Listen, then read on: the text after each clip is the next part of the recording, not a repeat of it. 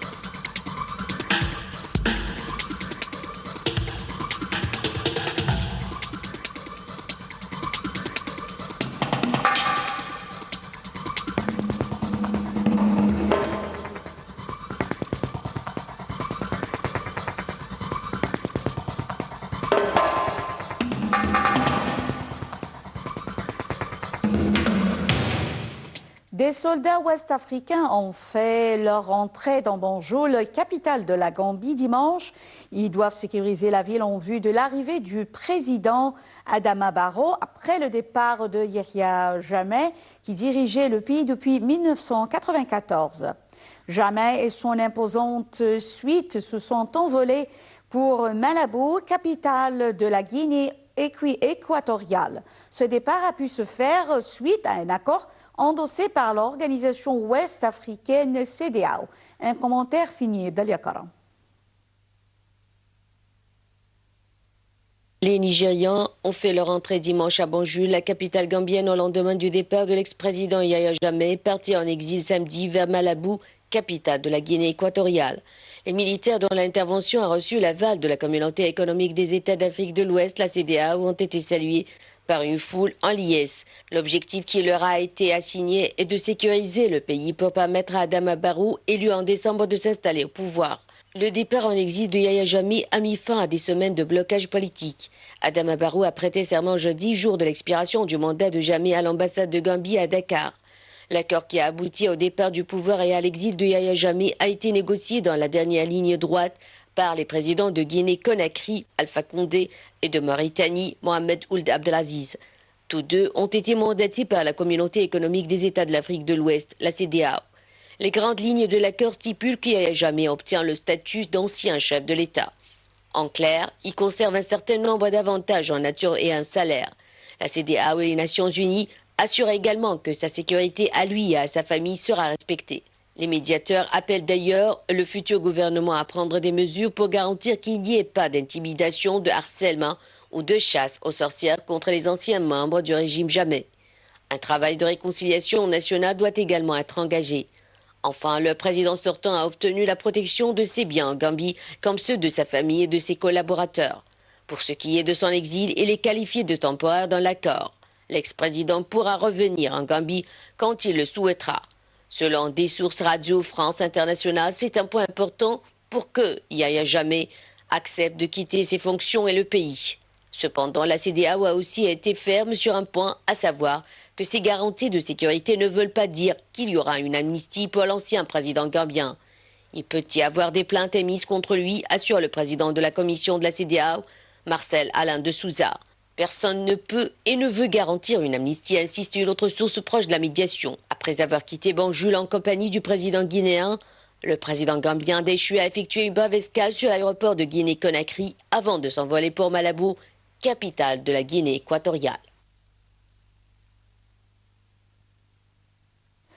Après 6 semaines de crise politique, l'ex-président gambien Yahya Jammeh, battu à l'élection présidentielle de décembre, mais qui refusait de reconnaître sa défaite, est finalement parti sous la pression diplomatique et militaire au terme de 22 ans de règne. Et nous avons avec nous actuellement Dr Moustapha Tamem, professeur de sciences politiques. Bonjour Dr Tamem. Bonjour. Quels sont les obstacles prévus que pourrait affronter le nouveau président Adama Barrow au pouvoir?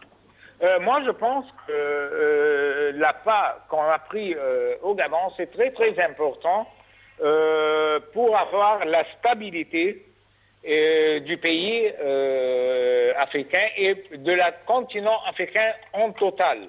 Moi, je pense que c'est très, très important d'avoir tous ces pas-là qu'on avait. Mais ce que je veux dire qui est très important aussi, qu'on doit avoir un plan d'action. On doit avoir un plan d'action pour assurer que la paix dans ce pays-là va être... Docteur Tamem, Adama Barrow demeurait dimanche à Dakar où il a prêté serment jeudi dans l'ambassade gambienne. Comment avez-vous vu la prestation de serment dans une ambassade? Moi, je pense que ça, c'est un pas transitionnel. On doit attendre les résultats finaux, comme je vous ai dit. On ne peut pas prédicter qu'est-ce que va arriver. On va voir... il y a beaucoup de stratégies, beaucoup de pas que le pays prend pour avoir la stabilité. Alors, jusqu'à maintenant, on ne pourra pas donner une prédiction qu'est-ce qui va arriver. Oui, l'ex-président Yahya Jammeh a quitté son pays samedi soir pour s'exiler en Guinée équatoriale via la Guinée. Pourquoi a-t-il choisi la Guinée équatoriale? Moi, je pense que c'est un avenue qu'il a choisi parce qu'il pense que ce avenue-là va lui donner la paix et la stabilité. Mais comme je vous ai dit, on doit voir à la fin qu'est-ce qui va être le résultat final. On a pris beaucoup de pas maintenant pour tout ça. Mais on doit attendre les résultats finaux de ce discours-là. Docteur Tamem, est-ce que vous pensez que les membres de la nouvelle présidence de Barrow sont déjà réunis? Moi, je ne pense pas. Ça va prendre un peu du temps. Dans une déclaration commune publiée peu après le départ de M. Jammeh, la CEDEAO, l'Union africaine... Mais je veux dire, la déclaration, ça c'est un pas, comme je vous ai dit, très bien. Mais on doit voir après comment on va avoir l'application de tout ça. Alors qu'on va voir les résultats finaux. On a beaucoup de... Comme vous savez, les États-Unis, l'Europe, tous les pays... on donne beaucoup de déclarations, par exemple pour le problème israélien-palestinien, mais on doit avoir des résultats concrets, qu'on peut voir un résultat final et on voit un plan d'action et on voit que tous les partis qui sont en trouble, on a une stratégie pour effectuer la paix et la stabilité du pays, du Gabon spécifiquement, et de la continent africain pour tous les pays africains, comme je vous ai dit. C'est très, très important. Docteur Moustapha Tamem, nous vous remercions infiniment pour cette explication. Docteur Moustapha Tamem, professeur de sciences politiques et expert en politique, nous vous remercions et retournons à continuer nos nouvelles. L'Égypte a battu l'Ouganda 1-0 samedi dernier et se replace à la deuxième place de son groupe D avant la dernière journée. L'Égypte a décroché une victoire contre l'Ouganda 1-0, prenant une belle option sur les quarts de finale de la CAN 2017 et éliminant son adversaire du soir samedi à Port-Gentil au Gabon. Les Pharaons, qui font leur retour dans la compétition depuis leur victoire de 2010, ont une nouvelle fois déçu après leur match nul de la première journée, 0-0 contre le Mali, mais un but de El Saïd, survenu à la 89e minute, a permis aux joueurs d'Hector Cooper de faire un grand pas vers l'écart avant le match de mercredi contre le Ghana, leader du groupe D et déjà qualifié. Une victoire contre les Black Stars offrirait même la première place du groupe aux Égyptiens qui se qualifieraient en cas de match nul. Et passons au Burundi. Après la décision de l'Union européenne de ne plus payer le contingent burundais en Somalie via les caisses du gouvernement, les autorités de Bujumbura ont décidé de retirer leurs troupes. Certains responsables burundais estiment que c'est une décision dangereuse. Le gouvernement burundais veut ramener ses troupes de Somalie. La présidence a demandé officiellement au ministère de la Défense et des Affaires étrangères d'entamer le processus de retrait. Le bras de fer persistant entre Bujumbura et Bruxelles sur le nouveau mode de paiement du contingent burundais, l'Union européenne ayant déjà pris la décision de ne plus faire transiter les salaires des 5 500 soldats par les caisses de l'État. Une grande décision qui serait en train de faire bouger la diplomatie africaine. Et la société hollandaise ainsi que 14 autres de nationalité britannique importatrices de bois en provenance du Cameroun ont été sanctionnées en 2016 après que la légalité de leurs importations a été mise en cause. La PME hollandaise Fibois, qui risque une lourde amende, va porter son cas devant la justice à Amsterdam en mars. Elle transforme le bois qu'elle importe de l'international à 80% du Cameroun, n'est pas quitte des sanctions qui lui ont été imposées en mars 2016. À cette date, elle était devenue la première société européenne à avoir été condamnée en vertu du règlement de l'Union européenne sur le bois et risque une amende de 1 800 € par mètre cube de bois importé. Dans cette ferme de 14 hectares au Kenya, les agriculteurs cultivent le maïs depuis plus de 30 ans. Mais l'an dernier, un agriculteur, Marc Mukopi, a décidé de se lancer dans la culture des pastèques, de plus en plus populaire dans la région. Car 4000 mètres carrés de pastèques peuvent générer environ 4 400 $ américains par rapport à 4 mètres carrés de maïs cultivés sur la même période qui rapporte environ 300 $.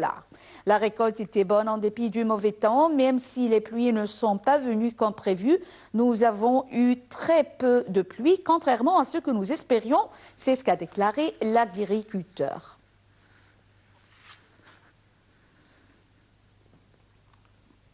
Et maintenant, nous allons voir la presse, mais avant la presse, nous allons voir ce vidéo.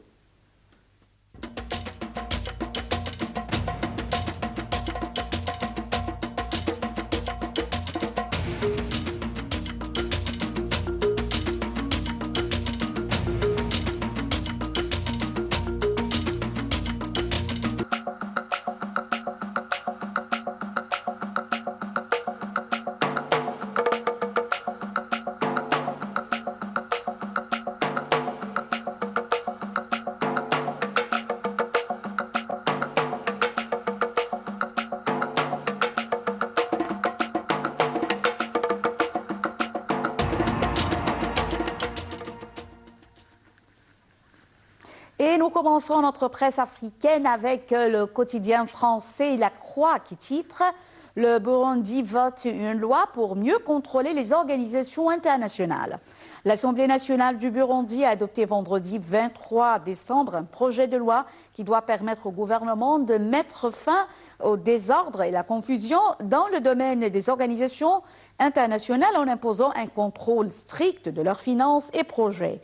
Ce projet de loi avait été annoncé par le président burundais Pierre Nkurunziza au lendemain de sa réélection contestée en juillet 2015, au moment où le pouvoir accusait de nombreuses organisations non gouvernementales internationales de soutenir l'opposition et d'alimenter l'insurrection avec leurs fonds. Et passons au quotidien Jeune Afrique qui titre « Au Nigeria, le secteur aérien est dans la tourmente ». Le Nigeria se revêt en hub régional, mais rien ne va plus pour le secteur plombé par la récession et une gestion catastrophique. Les vols sont sans cesse retardés, voire annulés. Les compagnies suspendent leurs opérations et les infrastructures deviennent dangereuses. Début janvier, une vidéo a fait le buzz sur la toile. On y voit un employé de la compagnie Haricare à terre se faire tabasser par des passagers ulcérés après la 3e annulation consécutive de leur vol.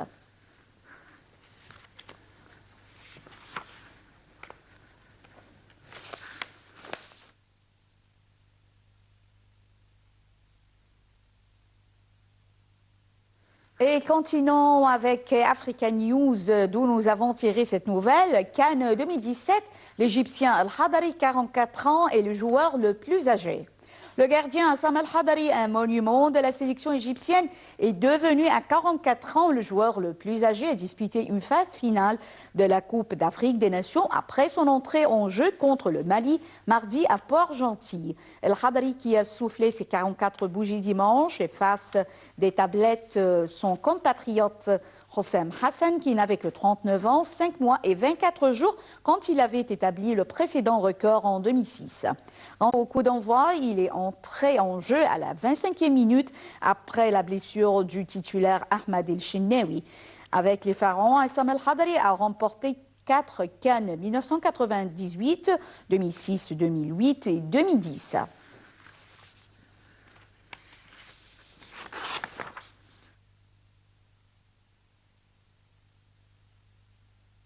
Chaque année, le 10 janvier, des milliers d'initiés vaudous célèbrent au Bénin les 4 dévintés de la nature, l'air, le feu, l'eau et la terre.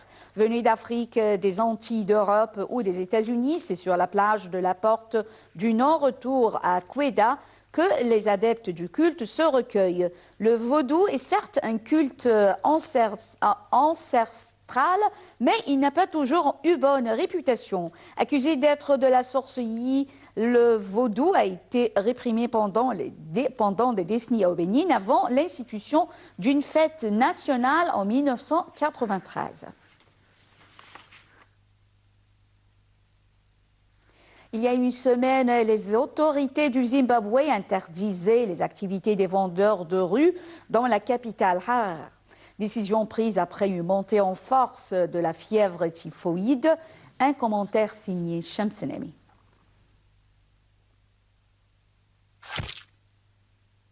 Il y a une semaine, les autorités du Zimbabwe interdisaient les activités des vendeurs de rue dans la capitale Harare. Décision après une montée en force de la fièvre typhoïde, une infection causée par la consommation d'eau ou de nourriture contaminée par une bactérie du nom de Salmonella typhi que l'on retrouve dans les aliments et les excréments humains. La vente de nourriture de rue est une activité répandue à Harare, ainsi que les déchets liquides et solides. Lundi dernier, 20 cas de fièvre typhoïde ont été confirmés. Le ministre de la Santé et des services de garde du Zimbabwe a dit « Au moment où je vous parle, il y a 110 cas suspects. Mais parmi eux, seulement 20 ont été confirmés comme cas de fièvre typhoïde. Nous savons actuellement que dans nos institutions, il y a seulement 12 cas au centre des maladies infectieuses et la tendance est généralement à la diminution des cas admis. » Il dit « Nous savons que la plupart des cas proviennent de la ville d'Harare et nous sommes satisfaits de la tendance à la baisse très marquée. » La fièvre typhoïde est causée par les autorités du Conseil qui ne collectent pas les ordures à temps et créent une ville insalubre. Les vendeurs ambulants sont ciblés par les autorités qui affirment que ceux-ci représentent un risque car ne respectant pas les normes d'hygiène. Mais l'interdiction est temporaire, toujours selon les autorités du pays. Nous avons interdit tous les aliments vendus dans la ville parce que nous avons réalisé que les gens qui vendent les produits alimentaires sur les trottoirs le font dans des conditions insalubres. Ainsi, d'essayer de contrôler la fièvre typhoïde, nous avons interdit les vendeurs de nourriture, fait savoir le directeur de la communication du conseil municipal d'Harare. Mais l'interdiction risque d'affecter certains moyens de subsistance. Des vendeurs comme cette femme très mécontente et qui dit que la fièvre typhoïde n'est pas causée par des gens qui vendent des tomates. La fièvre typhoïde est causée par les autorités du conseil qui ne collectent pas les ordures. Les autorités ne sont pas prêtes à prendre des risques. Une épidémie similaire avait sévi 2 ans auparavant, conduisant plus de 40 personnes à l'hôpital.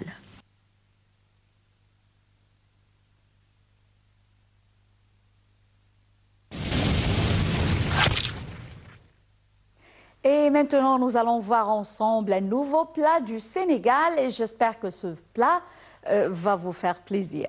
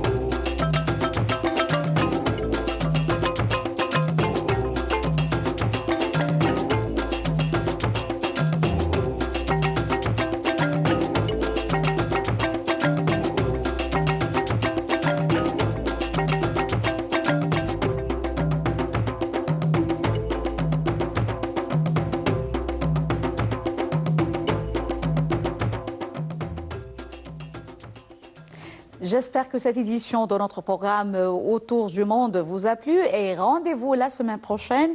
Et Nile TV vous souhaite toujours d'agréables moments. Merci et bonne journée.